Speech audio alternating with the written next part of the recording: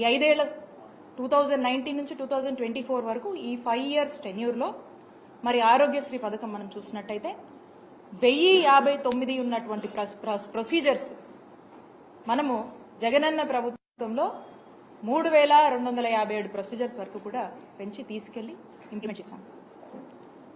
అంతకుముందు మీరు చూసినట్టయితే 1059 ఉండేది టీడీపీ హయాంలో. సంవత్సరానికి 1000 కోట్లు మాత్రమే ఖర్చు చేసేటువంటి పరిస్థితి టీడీపీ హయాంలో ఉండేది. మరి జగనన్న ప్రభుత్వం వచ్చాక ప్రతి సంవత్సరం సుమారు 3000 కోట్ల వరకు కూడా మరి ఈ ఆరోగ్యశ్రీకి మనం ఖర్చు చేసినటువంటి పరిస్థితి. అలాగే మీరు చూసినట్టయితే